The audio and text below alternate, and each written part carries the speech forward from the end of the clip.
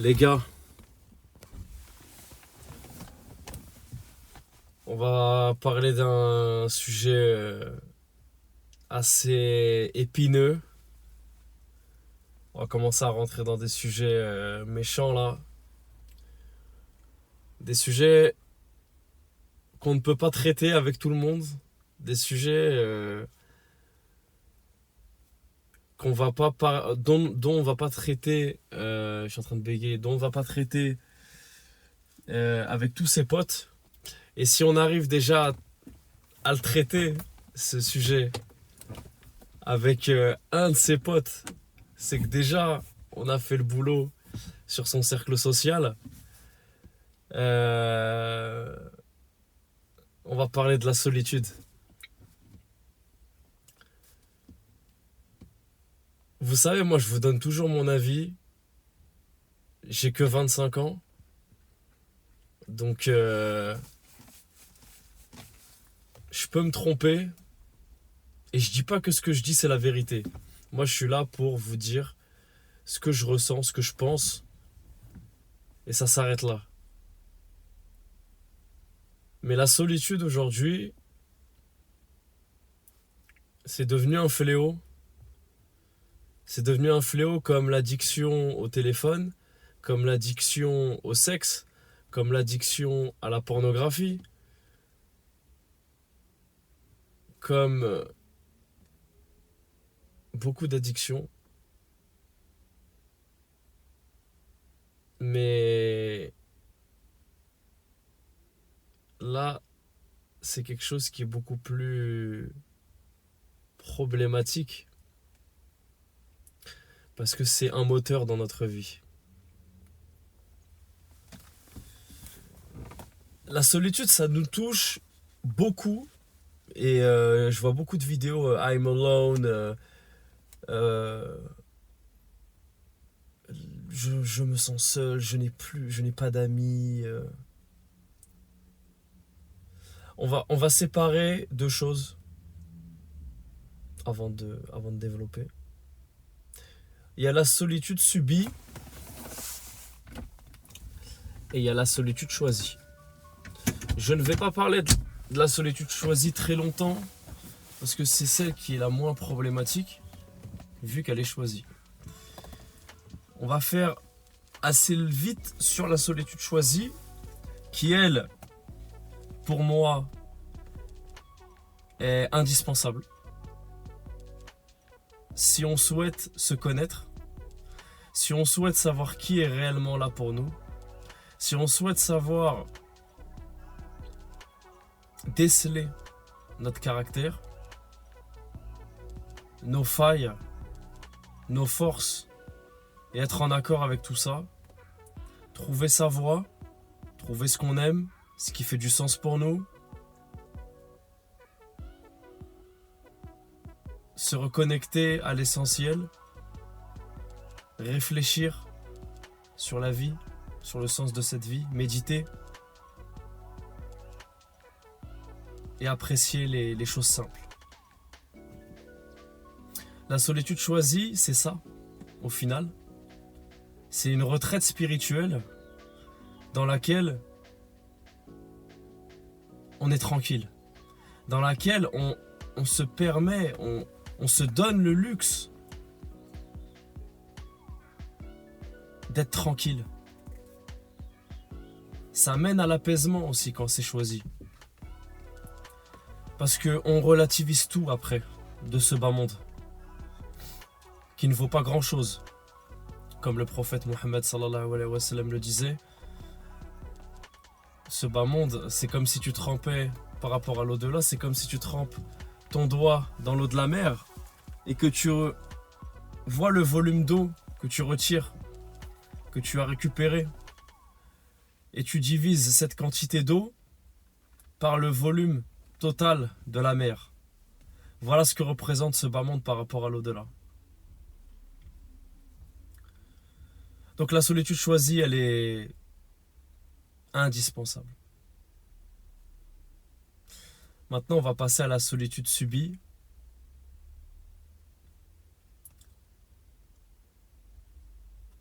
ça va, en fait, ça va tellement dépendre des situations. Le travail peut nous mener dans une solitude subie. Un burn-out peut nous mener en solitude. Il y a des éléments de la vie. Pour ça que la prise de recul est nécessaire, indispensable, pour voir quels éléments de la vie, quelles variantes, quelles composantes de notre vie nous fait souffrir. La solitude subie, elle n'est pas facile. La solitude, certains disent, c'est le sentiment en tout cas, il est comparable à la douleur physique. Et je pense que c'est vrai. Maintenant, la solitude subie, la seule solution, on va pas tourner autour du pot, hein. La solitude subie, et c'est là que la foi, et que quand tu es croyant, eh ben tu vas tout relativiser. Pourquoi? Parce que dans l'un des 6 piliers de la foi, il y a la foi en le destin. Et peu importe ce destin, qu'il soit bon ou mauvais à tes yeux, il reste bon. Peu importe notre interprétation, il reste bon ce destin. Et donc forcément, quand on est confronté à une solitude subie, il faut se dire qu'il y a un message derrière. Il y a un message. Ce sentiment de solitude, si on voit d'un point de vue physiologique, c'est une alerte. Pour que le corps se mette à bouger, faut bouger. Ça veut dire fais quelque chose. Et donc d'un point de vue mondain, d'un point de vue de la vie d'ici-bas, eh ben c'est peut-être le moment de se recréer un cercle social. C'est l'occasion de rencontrer des gens et d'avoir cette possibilité de choisir qui va rentrer dans mon cercle. C'est une opportunité pour reconnecter avec des gens, pour se rendre compte, au final, que bah ouais, c'est la possibilité de se faire des amis, mais des amis qui sont réellement là pour toi, pour qui t'aiment pour qui t'es. Il y a un respect. Et ça passe par la solitude subie des fois. Parce que quand t'es pas seul, ou quand t'es tout le temps avec des potes, je dis pas que c'est mauvais, attention. Mais t'as jamais ces remises en question là. Jamais. Alors oui, c'est dur. Vraiment, la solitude subie, c'est dur. C'est très dur. Mais la seule solution, c'est de passer à l'action. Et je vais vous donner des clés. L'idée, c'est pas juste de vous dire qu'il faut passer à l'action. Au bout de 8 minutes de podcast, je pense que ça, vous le saviez. Et pourquoi pas intégrer une association? Pourquoi pas faire des maraudes? Rencontrer des gens qui sont là pour donner, pour rencontrer les gens qui sont dans le besoin. Donc forcément, vous allez matcher avec des personnes qui... On n'est pas là pour juger, mais vous voyez ce que je veux dire. Qui sont là dans une démarche de partage. Pourquoi pas rencontrer des personnes aussi par rapport à votre passion. Et là, on en revient à... Est-ce qu'on se connaît? Est-ce qu'on se connaît? Qu'est-ce que j'aime? Qui je suis? Introverti, extraverti, la notion de batterie sociale aussi qui est importante. Comment je vais agencer ma semaine d'un point de vue social? Est-ce que je vais vraiment beaucoup parler? C'est quoi mon style de sortie? Boire un verre, discothèque, des endroits plus chill. Et c'est là qu'on en revient à la compréhension de qui on est. Et ensuite, vous pouvez télécharger des applications. Il y a Freemake, par exemple, c'est très bien. Il y aura des activités, vous allez rencontrer des gens. Et après, je vous dis, les amis, c'est pas ce qui manque. Je vous le dis sincèrement.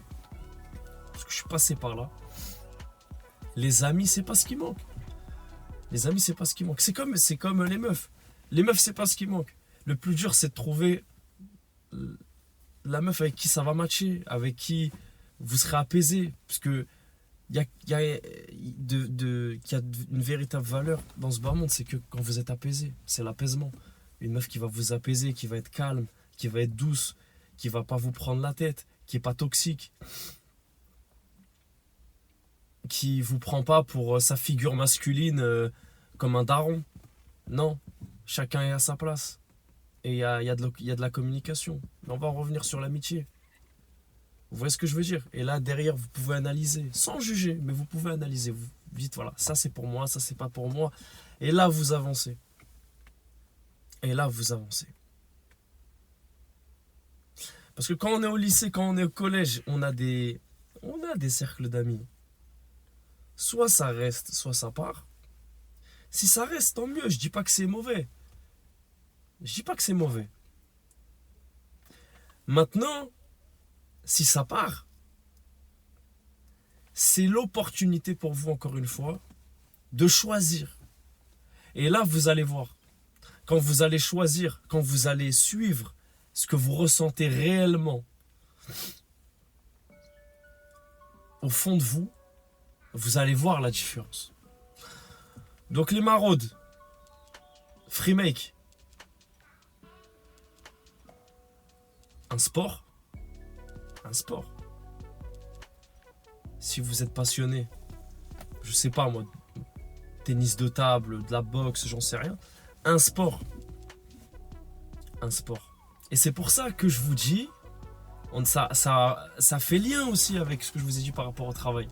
Si vous êtes dans un travail où vous n'avez pas de temps, vous n'avez pas beaucoup de temps libre, vous n'aurez même pas l'énergie de penser à ce que je vous dis. Vous devrez malheureusement agencer, vous pourrez pas faire beaucoup d'activités. Vous voyez? Donc voilà, comment on combat la solitude. Et on finit en beauté, la famille. Alors je sais que c'est pas facile dans chaque famille, mais voilà, on fait son possible. On fait son possible. On garde contact avec la famille. On peut développer des relations plus profondes avec certains membres de la famille, parce que encore une fois, les caractères qui matchent, ça se fait très bien. Et avec les personnes où c'est un peu plus compliqué, où voilà, on continue à prendre des nouvelles.